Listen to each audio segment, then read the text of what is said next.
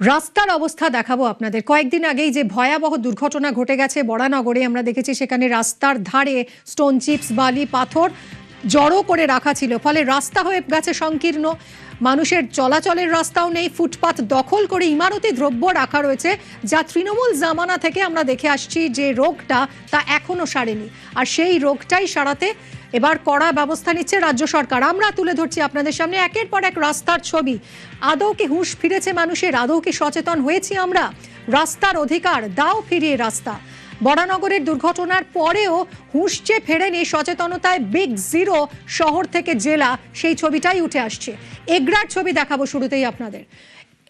এগরায় রাজ্য সড়ক, সেখানেও ইমারতি সামগ্রীর স্তূপ। দেখুন, বালি রাস্তার উপরে পৌঁছে গেছে, বালি জড়ো করে রাখা। কোথা থেকে মানুষ হাঁটবেন? পথচারীরা কোথা দিয়ে হাঁটবেন? কোথা দিয়ে গাড়ি চলবে? ইমারতি সামগ্রীর স্তূপ, একদিকে ফুটপাত দখল আর অন্যদিকে রাস্তা সংকীর্ণ। সমস্যায় পড়ছেন গাড়ি চালক থেকে পথচারীরা। পঙ্কজের সঙ্গে কথা বলা যাক। পঙ্কজ, যে ছবিটা আমরা দেখছি, স্টোন চিপস ডাই করে রাখা, বালি ডাই করে রাখা, কারা রাখছে? এরা কি নিয়মটা জানে না যে এভাবে রাস্তা দখল করে রাখা যায় না ইমারতি দ্রব্য?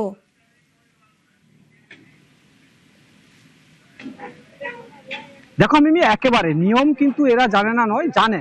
নিয়ম জেনেও তারা কিন্তু এই সমস্ত অবৈধ কারবার করে আসছে। তোমাকে প্রথমে বলবো যে এখানে এগরা এবং বাজকুল যে রাজ্য সড়ক রয়েছে, একেবারে গুরুত্বপূর্ণ রাস্তা। আর এই রাস্তায় কিন্তু জনবহুল, অর্থাৎ প্রতিনিয়ত কিন্তু এই যে স্টোনচিপ আর বালি স্তূপের কারণে কিন্তু বিভিন্ন জায়গায় যে সমস্ত পথচারী সহ গাড়ির মালিক এবং যে সমস্ত স্কুল ছাত্রছাত্রীরা কিন্তু তারা কিন্তু যাওয়া আসা করে, সেক্ষেত্রে যাওয়া আসার করে কিন্তু প্রায়শই কিন্তু দুর্ঘটনা ঘটে থাকে। তুমি পুরো দেখতেই পাচ্ছ যে এলাকা ফুটপাত দখলের পাশাপাশি একেবারে পিচ রাস্তাও দখল করে রয়েছে। সেই পিচ রাস্তা দখল করার সত্ত্বেও তারা কিন্তু প্রতিনিয়ত এলাকার মানুষ এবং সাধারণ যে সমস্ত পথচারী লোকেরা মানুষ, তারা কিন্তু বারবার অভিযোগ করে আসছে।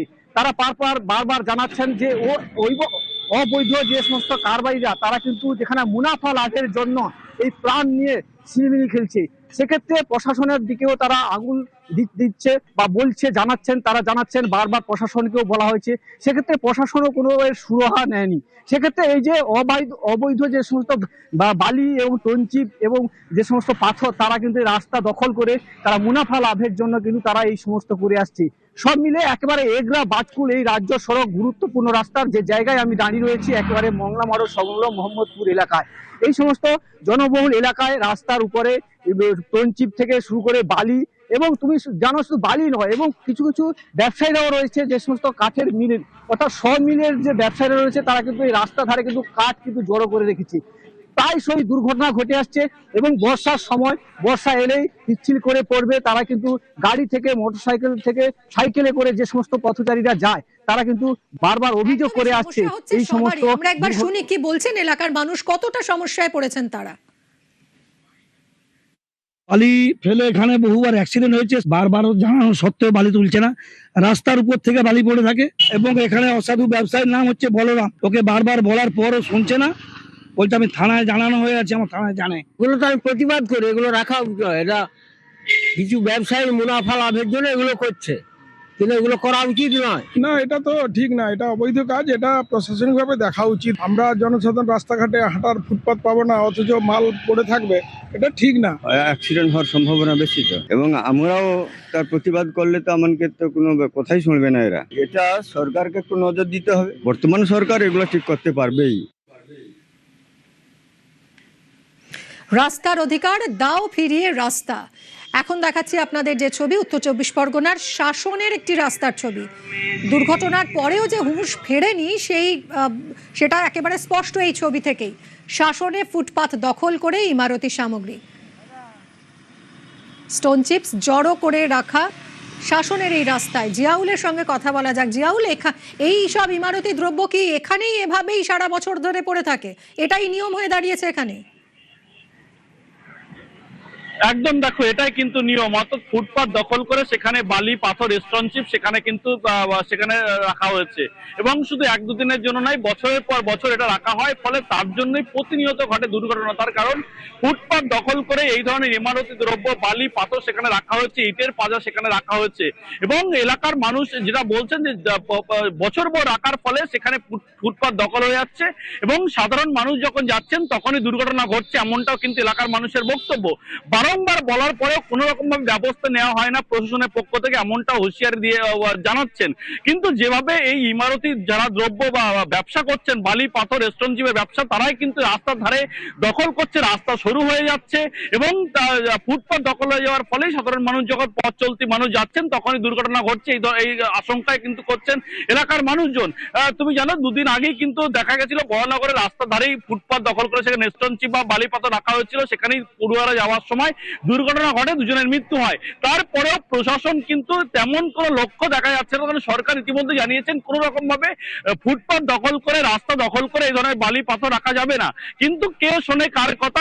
ফুটপাত দখল করে যত জোর যার মুল্লুক তার, জোর যার ফুটপাত তার, এমনটাই একদম রেয়াজ হয়ে উঠেছে এবং তার ফলে যে এলাকা দখল করে এই ধরনের ফুটপাত ব্যবহার করে কিন্তু তারা বালি পাথর রাখছেন। ফলে এলাকায় সমস্যা পড়ছে, দুর্ঘটনা পড়ছে বিভিন্ন সাধারণ মানুষজন। ফলে হুঁশ নেই যারা অবৈধভাবে ব্যবসা করছেন বা ফুটপাত দখল করে রাখছেন, ফলে এলাকা একটা আতঙ্কের সাধারণ মানুষ কি বলছেন, কি অভিযোগ তাদের শুনবো। রাস্তার উপরে পাথরগুলো পড়ে আছে, বালি পড়ে আছে, ইট পড়ে আছে, পড়ছে, দুর্ঘটনা ঘটছে। প্রশাসনের একটা অংশ নির্বিকার। মানুষকে এখানে হেঁটে যেতে গেলে রাস্তার উপরে দিয়ে যেতে হবে, তার কারণ হচ্ছে ফুটপাত তো সব চলে গেছে ওই বালি সিমেন্ট ইটের উপরে চলে গেছে, তারা দখল নিয়েছে। তারা দখল নিলে মানুষ হেঁটে যাবে কোথায়? প্রশাসন একটু সক্রিয় হলে এদেরকে যদি একটু আইনত ব্যবস্থা নেওয়া যায়। এবার ঝাড়গ্রামের ছবি দেখাচ্ছি। ঝাড়গ্রামে এখনো রাস্তা জুড়ে ইমারতি সামগ্রী, রাস্তার পাশে এইভাবেই পড়ে রয়েছে বালি, ইট, স্টোন চিপসের স্তূপ। রাস্তার প্রায় অর্ধেকটা দখল। দেখুন রাস্তা দিয়ে হাঁটবেন কোথা দিয়ে মানুষ? হাঁটার কোনো জায়গাই নেই, কারণ ফুটপাত জুড়ে রয়েছে ইট, বালি, ইমারতি সামগ্রী। সরাসরি রাজুর সঙ্গে কথা বলা যাক। রাজু, এইভাবে সামগ্রী, ইমারতি সামগ্রী এইভাবে রাস্তা জুড়ে পড়ে রয়েছে, সমস্যায় পড়ছেন তো সাধারণ মানুষ? একদমই, কারণ সাধারণ মানুষ সব থেকে বেশি সমস্যায় পড়ছে, কারণ বিভিন্ন সময় বিভিন্ন দুর্ঘটনা ঘটছে। তারপরেও দেখা যাচ্ছে বিভিন্ন জায়গায় যে ইমারতগুলি গড়ে উঠছে, সেই সমস্ত ইমারত গড়ে তোলার জন্য ঠিকাদার সংস্থা কিংবা প্রমোটার রাস্তার পাশে যে জমি রয়েছে বা রাস্তার পাশে যে রাস্তার যে জায়গা, সেই রাস্তার জায়গার উপর কোথাও গার্বেজ, কোথাও ইট, কোথাও বালি ফেলে দিচ্ছে। আর যার ফলে মূলত রাস্তা যেমন নষ্ট হচ্ছে, রাস্তা সংকোচন হচ্ছে, ঠিক তেমনই আবার মানুষের দুর্ভোগ বাড়ছে। বিভিন্ন জায়গায় আমরা সকাল থেকে যে ছবিগুলো দেখাচ্ছিলাম, বিভিন্ন জায়গার শহরের বিভিন্ন জায়গায় অলিতে গলিতে বা গুরুত্বপূর্ণ যে পথগুলি রয়েছে সেই সমস্ত পথগুলিতে মূলত এভাবে ইট, বালি, সিমেন্ট ফেলে রাখা হচ্ছে।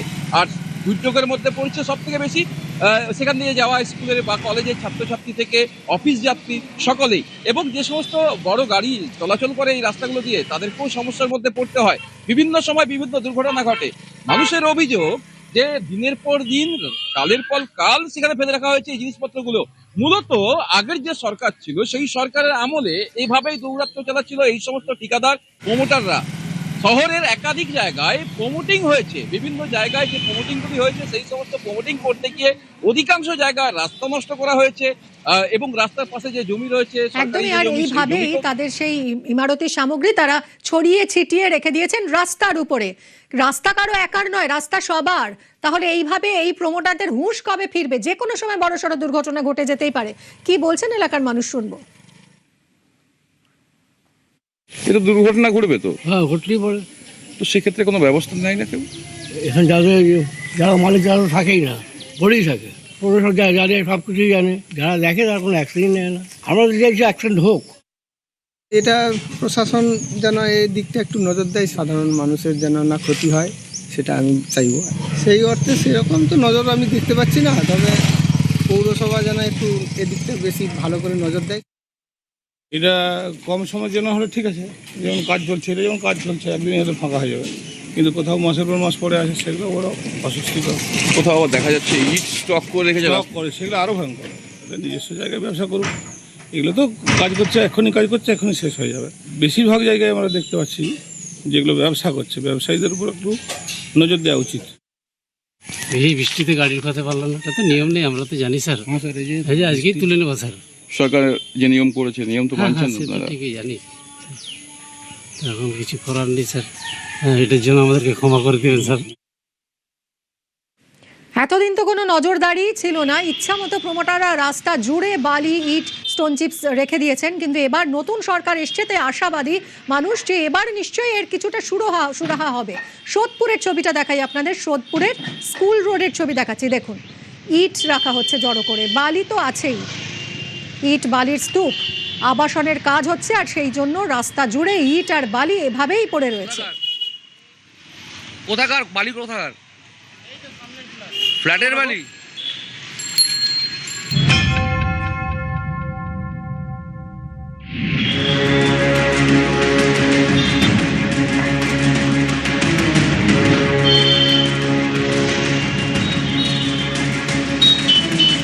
যত্রতত্র পড়ে রয়েছে এই ইমারতি দ্রব্য, যেই দ্রব্য একদম এই যে গুরুত্বপূর্ণ রাস্তা, সেই রাস্তার ধারে যারা ব্যবসায়ী প্রমোটার থেকে শুরু করে যারা তাদের আবাসন তৈরির জন্য এইভাবে ইমারতি দ্রব্য রাস্তার ধারে এইভাবে বেআইনি ভাবে কিন্তু ফেলে রেখেছেন, যেই কারণে যখন তখন ঘটছে দুর্ঘটনা।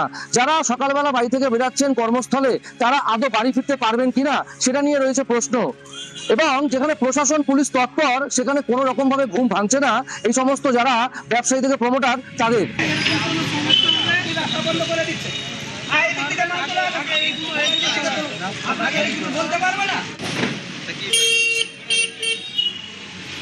কোথাকার বালি, কোথাকার ফ্ল্যাটের বালি? এখানে কেন, রাস্তার ধারে কেন? কাজ করতে গেলে রাস্তার পাশে ফেলতে হবে? রাস্তার পাশে না তো আমাদের জমি। কোন জমির ওপর? ওটা আপনাদের জমির ওপর ফেলছেন? তাই রাস্তার মানে রাস্তার উপরে ফেলছেন না? না না, আপনার জমির উপরে ফেলছেন। রাস্তার পাশে ফেলা যায়? আপনার ভেতরে তো জায়গা আছে, আপনার তো ফ্ল্যাটের ভেতরে জায়গা আছে, ফেলছেন না কেন? দুর্ঘটনা ঘটলে কে দায় নেবে? না না, এক্ষুনি তুলে নেবে। ফেলছেন কেন?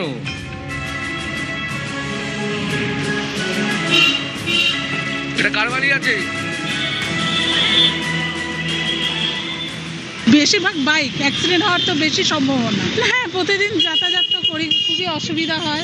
চাইছে সব কিছুর যখন পরিবর্তন হচ্ছে এটারও পরিবর্তন হোক, এটার জন্য যাতে সরকার দেখে জিনিসটা। এগুলো তো সত্যি এগুলো উচিত নয়। রাস্তার সাইডে এরকম করে মাল রাখ, সবারই সেফটির দরকার। যিনি মাল রাখছে তাকেও ভাবতে হবে যে তারও বাড়ির বাচ্চারা আছে, স্কুলে যায়, মানুষের সুরক্ষা রাখার জন্য এটা তো করা উচিত।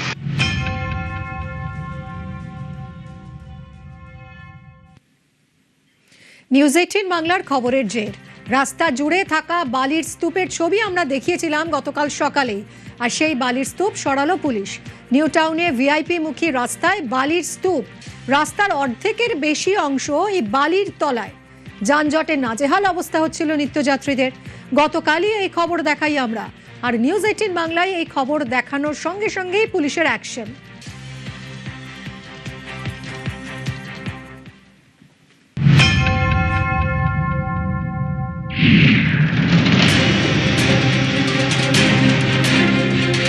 নিউ টাউনের একটি ব্যস্ততম রাস্তা, যেটা ভিআইপি থেকে সরাসরি বিশ্ব বাংলা সরণি যাওয়া যায়, সেই রাস্তায় এইভাবেই রাস্তার উপরে একাধিক জায়গায় বালি ফেলা হচ্ছে। রাস্তার অর্ধেক অংশ বালি ফেলার ফলে এইভাবে কিন্তু বন্ধ হয়ে গিয়েছে, ফলে যারা গাড়ি নিয়ে যাতায়াত করছে সমস্যার মধ্যে পড়তে হচ্ছে।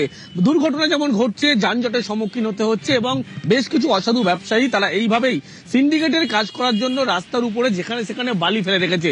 একাধিক ঘটনা ঘটার পরেও কেউ সচেতন নয়, বারবারই একই রকম ঘটনা ঘটে চলেছে। রাস্তা এমনি ছোট, তারপরে যদি এরকম করে রাখে অ্যাক্সিডেন্ট, এমনি রাস্তা খারাপ, তারপরে সমস্যা আসা যাওয়ার দেখছেন তো, এই জায়গাটায় জ্যাম, পুলিশ থাকে না, তারপরে এরকম বালি যদি ফেলে রাখে তাহলে আমরা অফিস কাছারি করবো কি করে? দুর্ঘটনা হচ্ছে তো, আমার তো গত বছর অ্যাক্সিডেন্ট হয়েছে, একদম সমস্যার মধ্যে যেতে হচ্ছে।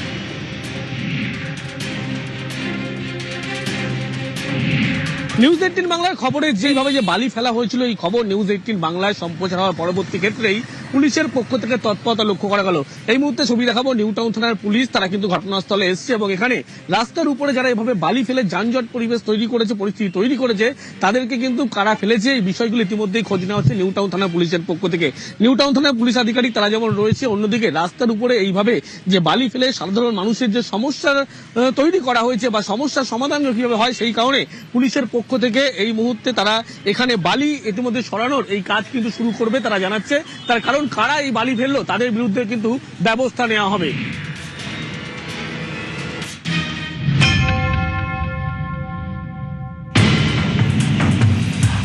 বরানগরের ঘটনায় রীতিমতো রাজ্য তোলপাড়। অবৈধভাবে সেখানে বালি রাখা হচ্ছে, খুঁটি রাখা হচ্ছে, আর যার ফলে সমস্যায় পড়তে হচ্ছে স্থানীয় মানুষদেরকে। বালি, পাথর, ইটের পাজা রয়েছে রাস্তার ধারেই এবং তা থেকেই ঘটছে দুর্ঘটনা।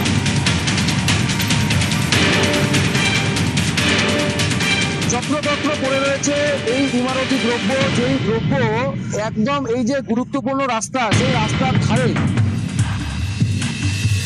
নিউজ 18 বাংলার খবরের জের এই খবর নিউজ 18 বাংলায় যখন সম্প্রচার করা হয়, রাস্তার উপরে যেভাবে বালি ফেলা হয়েছে এবং ব্যস্ততম এই রাস্তা,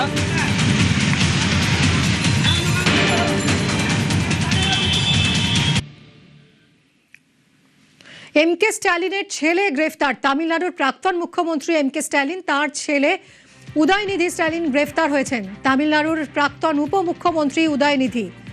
মৈত্রেয়ী রয়েছে আমার সঙ্গে, আরো জানাবে। মৈত্রেয়ী, কি কারণে গ্রেফতার?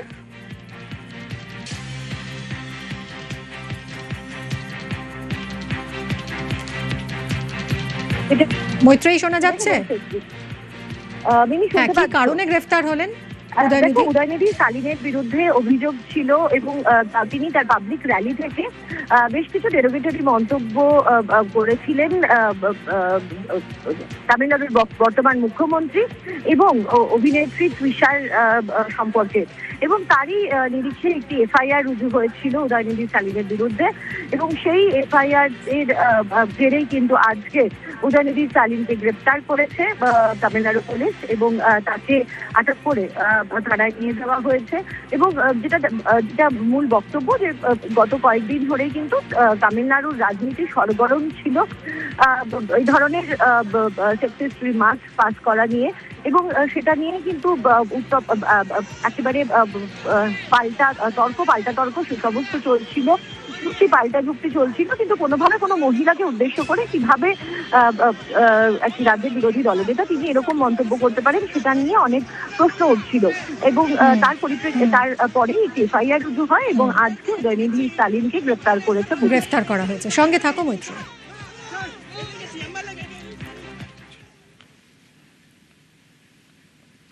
আজ দিল্লিতে নজর রয়েছে বাংলার, কারণ গুরুত্বপূর্ণ বৈঠক রয়েছে। কোন পথে এনসিপিআই আজ চূড়ান্ত হতে পারে এনসিপিআই এর ভবিষ্যৎ? আজ দিল্লিতে মুখ্যমন্ত্রীর সঙ্গে বৈঠক রয়েছে কাকলি ঘোষ দস্তিদারদের। বঙ্গভবনে শুভেন্দু অধিকারীর সঙ্গে বৈঠক করবেন কাকলি সুদীপরা। মৈত্রীর সঙ্গে কথা বলবো। মৈত্রী, কোনো গুরুত্বপূর্ণ ডেভেলপমেন্ট হতে পারে? কি বিষয়ে আলোচনা হবে? দেখো, এই বৈঠকের সব থেকে দুটো গুরুত্বপূর্ণ বিষয় রয়েছে। একটা হচ্ছে এনসিপিআই এর ভবিষ্যৎ, এনসিপিআই নিয়ে আলোচনা করা। তার কারণ এনসিপিআই এর সাংসদরা তারা কিন্তু এখনো যে অফিসিয়াল রেকগনিশন তারা এনসিপিআই হিসেবে তারা রেকগনিশন পাননি।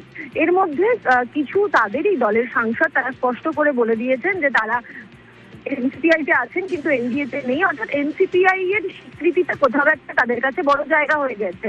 কারণ প্রায় 1 মাস বেরোতে চললো, তা এখনো পর্যন্ত এনসিপিআই এর তার যে স্বীকৃতি সেই স্বীকৃতি এখনো পায়নি। সেই বিষয়টা নিয়ে যেমন আলোচনা হবে, তার পাশাপাশি এই সমস্ত সাংসদদের যে তাদের এলাকার বিভিন্ন উন্নয়নের কাজ এবং তাদের এলাকায় যে সমস্ত সমস্যাগুলি হচ্ছে সেই সমস্ত সমস্যা নিয়ে কথা বলার জন্য আজকে মুখ্যমন্ত্রীর সঙ্গে এই বৈঠকে উপস্থিত থাকবেন এনসিপিআই এর 19 জন সাংসদ। এখনো পর্যন্ত সেটাই কিন্তু আমরা জানতে পারছি। সাংসদ দেব তিনি তার কিছু কাজের জন্য তিনি বাইরে থাকায় তিনি উপস্থিত থাকতে পারবেন না আজকে বৈঠকে। সঙ্গে থাকুন।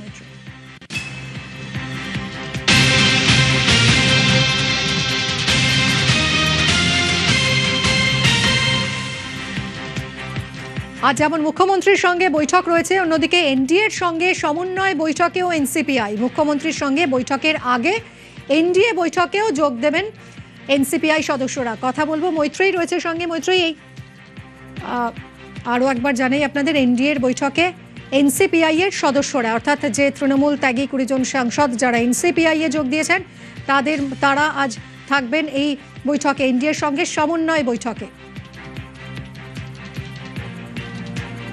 First time it is a new experience. Yes. I am enjoying. I am one of the senior most parliamentarian of the country. I am here since 12 Lok Sabha. So first time I will attend the NDA parliamentary party meeting. So I have some new type of enjoyment. And sir, all well in NCPI. All well in sir, everyone will come today. Sir, everyone will come today. Earlier we have seen 3 MPs not attended. All are united. All are united in NCP. Very, very much united.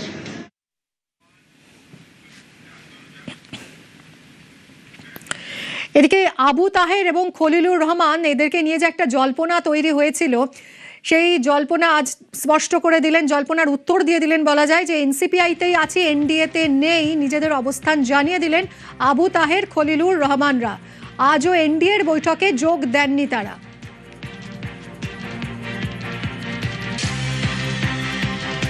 মুখ্যমন্ত্রী ডেভেলপমেন্টের ব্যাপারে ডেকেছেন, তিনি বাংলার মুখ্যমন্ত্রী, বিভিন্ন আমার উন্নয়নের কাজ আছে। প্রশাসনিক মিটিংয়ে আমরা গেছি, এমএলএরা এমপিরা সবাই প্রশাসনিক মিটিংয়ে ডাকছে, প্রশাসনিক মিটিংয়ে যাচ্ছি, দিশা কমিটি মিটিংয়ে ডাকছে, সেখানে যাচ্ছি।